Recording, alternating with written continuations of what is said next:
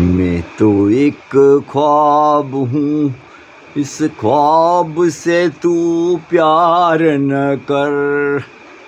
तो साहब होता क्या है कि जब एकलव्य ने एक कुत्ते के मुंह को तीरों से बंद कर दिया तो यह साबित हो गया कि वही दुनिया का बड़ा भारी धनुर्धर है। तब पूछने पर उसने बताया कि यह उसकी श्रद्धा और मेहनत का फल है। क्यों? क्योंकि द्रोणाचार्य ने तो उन्हें शिक्षा देने के लिए मना कर दिया था, क्योंकि वो राजकुल में नहीं जन्म हुआ था। लेकिन मोदी जी का उल्टा, वे तो आज शिक्षा फ्री में तो नहीं देंगे, लेकिन बड़े बड़े भवन यानी नालंदा में बड़े बड़े भवन जैसे बना है और बनवा के उसका उद्घाटन करके कहना चाहते हैं कि वे दुनिया में फिर से ज्ञान का केंद्र भारत में बनाना चाहते हैं।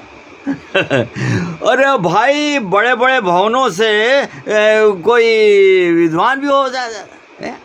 तो सवाल ये है कि जैसे अम्बेडकर तो अत्यंत निम्न जाति के थे, लेकिन उनकी बाल्यकाल में उनकी अद्भुत प्रतिभा को पहचान कर तत्कालीन बड़ौदा के राजा गायकवाड़ ने उनकी पढ़ाई का पूरा खर्च उठाया है ना, उनको लंदन और अमेरिका तक पढ़ाया और तभी उन्होंने संविधान की रचना की है। तो जबकि आज तो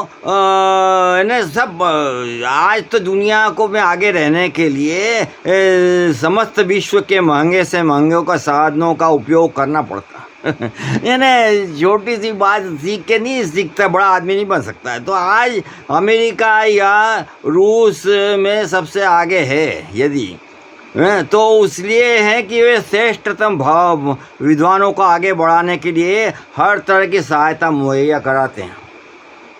और वही मोदी जी का तो ये है कि बड़े बड़े भवनों और पूंजीपतियों के साथ शिक्षा का व्यावसायीकरण कर दिया है मोदी जी ने। यानी यदि गरीब चाहे तो कितना भी बुद्धिमान हो तो वो कहीं प्रवेश न पा सकेगा, तो दुनिया और देश में क्या देगा, वो क्या करेगा आगे चल। लेकिन मोदी जी ने जो आज, इसके अलावा आप ये देखिए, शिक्षा तो गई तेल लेने, लेकिन मतलब वह आदमी आज जो है जो आदमी ये जाति पाति के फंदे में मोदी जी ने उलझा दिया है ना, हिंदू मुस्लिम का और ये सब बातें। तो उससे हो क्या रहा है कि एक लाइन खींच गई और सब अपने आप को असुरक्षित मान रहे हैं। वो असुरक्षित मान रहे हैं तो हिजाब और ये बुर्का आदि के लिए कोर्ट में जा रहे हैं। और उससे क्या है, मतलब एक लाइन, सब असुरक्षा के कारण ये हो रहा है। और जबकि आप ये देखिए कि स्कूलों में यूनिफॉर्म का इसलिए कायदा बनाया था कि आदमी गरीब अमीर ना दिखे, मतलब अमीर बहुत महंगी ड्रेस देख के लाके वो अलग दिखे और बच्चे गरीब अलग दिखे, तो वो फिर बचपन में ही उसके एक हीनता का बोध हो। सब लोग बराबर, जब ये बराबर मानेगा आदमी, जब ही वो आगे बढ़ेगा। तो ये, लेकिन ये हिंदू मुस्लिम की लाइन चालू करके सबको असुरक्षित कर दिया। वो कोर्टबाजी कर रहे हैं लोग अपने हम के लिए। अब आप इसके अलावा अभी दुनिया में जो हिंदू जो सब जगह विदेशों में क्यों जाते हैं कि कायदे कानून का पालन, लेकिन अपने यहाँ तो ईमानदारी से किसी चीज़ की परीक्षा ही नहीं हो पा रही है ना।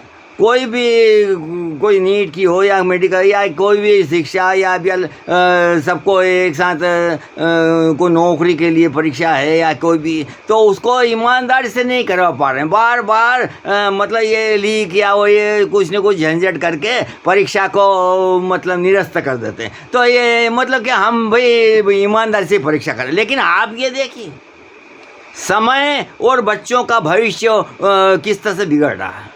क्या आज जो यदि कोई नौकरी में आ जाता तो कुछ अभी मान लो 2-3 साल तक रह गया तो उसकी मालूम उम्र ही एज बार ही हो गया, वो क्या करेगा ना, क्या कमाएगा घर में, और घर से और बल्कि खर्च कर देगा, फार्म और इधर उधर जाने में हज़ारों रुपए खर्च होते हैं। वो इसकी बात ये कोई सरकार दे रही क्या? सरकार को परीक्षा एक तो बिल्कुल मुफ्त परीक्षा में बैठने के लिए मुफ्त वो आने जाने का भाड़ा भी देना चाहिए। जब सरकार पे लोड पड़ेगा तो सरकार को समझ में आएगा कि ये कार्य बिल्कुल ईमानदारी से करना है और तुरंत करना है। वो आदमी के लोगों का, आप तो तुरंत इधर सीट मिली नहीं, आप चुनाव जीते नहीं हो, आप पीएम की शपथ लेगा और तुरंत कुर्सी पे बैठना चाहते हैं, और जनता चलती जा रही है, बच्चे मरे जा रहे हैं और बगैर रोजगार के मर रहे हैं, लोग भी परेशान हैं। तो मोदी, आप तीसरे टर्म में आपको दिया है जनता ने चांस, तो आप जनता को भी तुरंत चांस दीजिए, आप मत लटकाइए उसको। वो तभी आपको भी आगे आपका नाम होगा और कुछ होगा कि हाँ यार मोदी जी आए फिर से तो देश का उद्धार हुआ।